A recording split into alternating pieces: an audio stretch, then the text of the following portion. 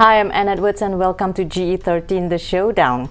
Now, MCA, unlike DAP, does not take voter support as automatic. Now, these were the words uttered by MCA President Datuk Sri Dr. Chua Soy Lek not too long ago. And since then, the party has been working towards gaining the support from every race, mainly the Malays, Chinese, Indians, and also others. But the crux of the showdown remains. The question remains is what is MCA's chances in GE13? Right next to me in our studio, I have pleasure to welcome YB Datuk Chua Tiyong, who is MP Member of Parliament for Labis. Welcome, Datuk. Good morning to everyone. Thank you. All right, we are into our last mile. Yes. Yeah, YB, anytime Parliament Correct. will be dissolved, what is MCA's chances? I think in this coming 13th general elections, it will be fiercely contested by all parties. From 2008 until now, it's really 5 years. So in terms of the voters' sentiment, the voters' decision, they say one night in politics is a long time. Right. So after 5 years, we believe with what MCA has done, together with what Barisan Nasional has proven in this 5 years track record, together with the leadership of the Prime Minister and our President of MCA, I believe that the chances of MCA will be much better in this coming election. Despite all that's been said, and also there are criticisms, of course, the ongoing one, Yes. that MCA may lose quite, slightly Yes. right here in the polls. In fact, there will always be what you call assumptions, there will always be surveys, there will always be a lot of what you call estimates that how many seats we can get. But one must understand that unless the ballot box is open, the votes are counted, the fight is not over. That's number one. Number two, if you look at all the programs that has been done by MCA lately, we have been receiving good attendance also. But of course, we always say that attendance doesn't mean votes for either both sides. That's right. What is important is that, number one, we have a proven track record in terms of service.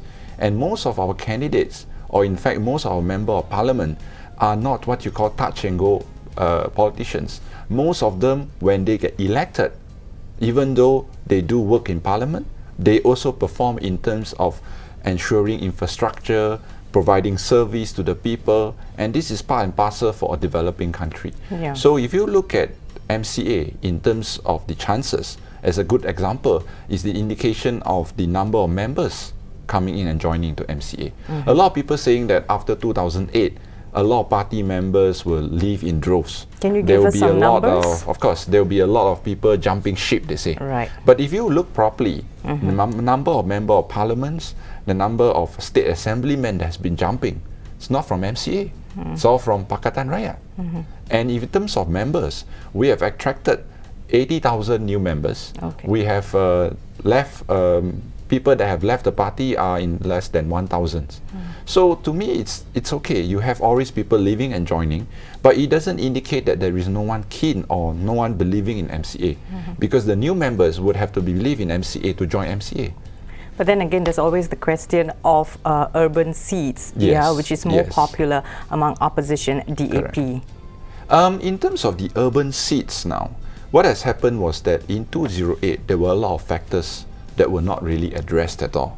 And we believe with the new leadership now, for instance, public transport, there is now a way to look at it, how to integrate the public transport, how to have an MRT so that we can relieve and increase the ridership.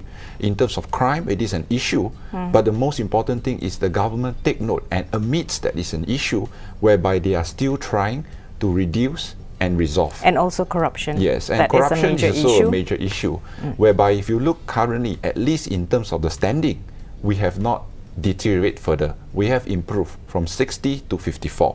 But what is also important in the whole aspect is that when you look at all these factors, one of the key important role that we need to look at is that BN in these 5 years, despite a lot of countries facing a lot of economic downturn, huge unemployment, in our country we still have a proper steady growth.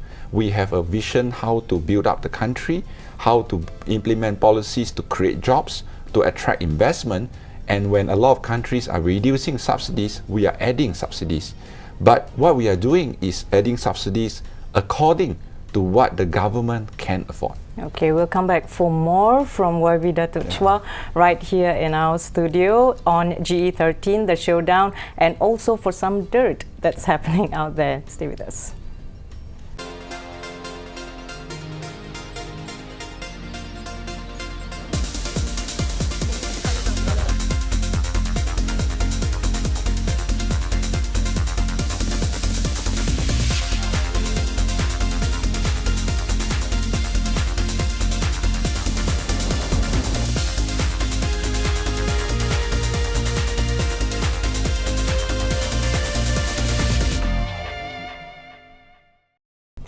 And thanks for staying with us. We've been talking to YB Datuk Chua Tiong, also known as Chua Jr. Yeah, there's a lot of terms for it.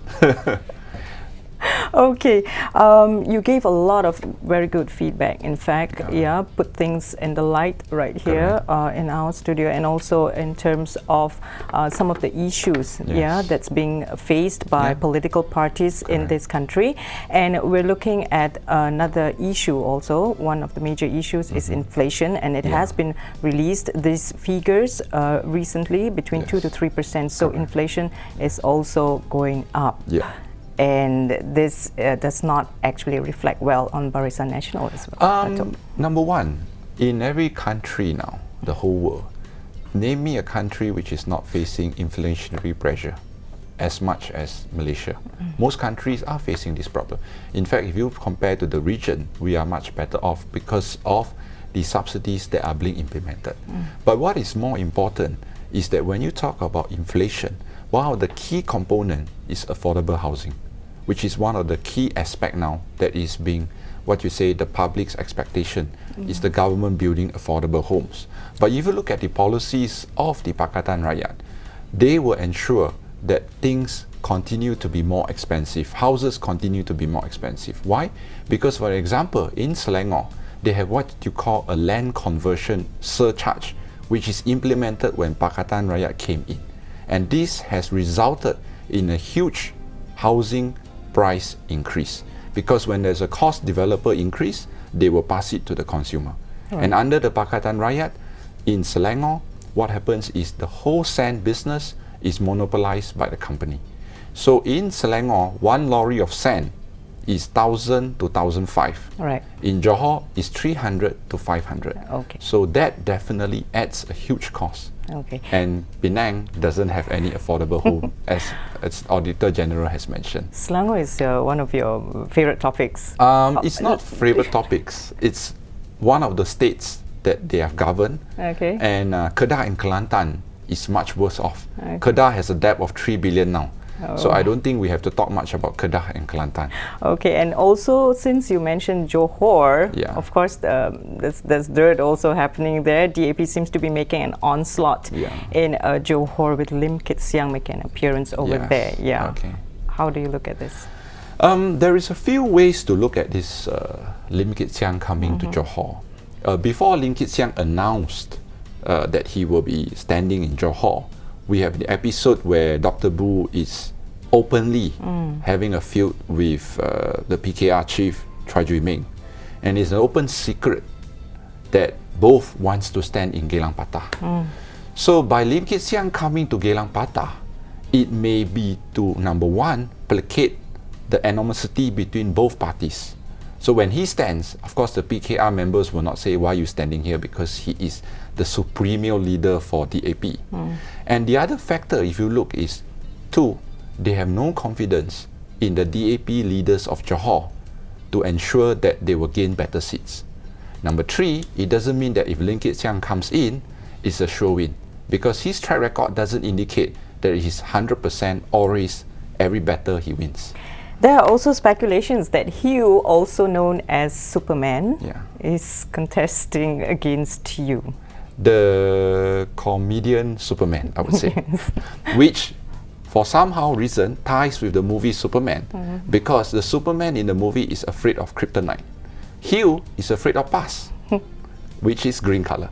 I welcome Hugh to stand if he wants to stand, but based on what I've understood, he has actually clarified that he is not standing. So who stands? I mean, anyone can stand as long as you're a Malaysian citizen. So in MCA, in BN Johor, we welcome any political party, any DAP members to come in and contest in Johor. I mean, we will never prevent them. Do I take it that you will still be at Labis? I hope so. There is no indication at this moment where we would be standing. But of course, I have to thank the voters for giving me these 5 years, for giving me a chance to be a member of parliament there. And I do hope that I get to continue this journey together with them again.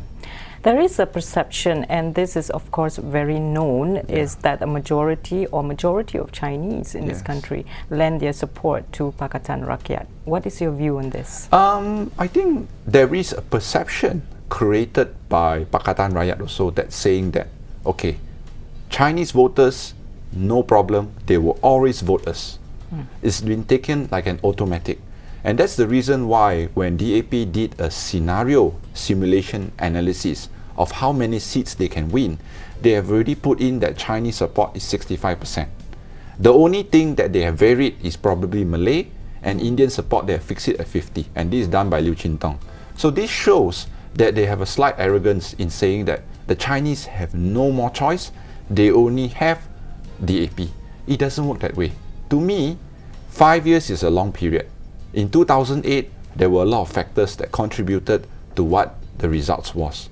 And in this current general election, I'm quite positive still. We'll take a short break, very short break. We'll come back for more. It's getting hot right here on set with YB Datuk Chua Tee-yong. Stay with us.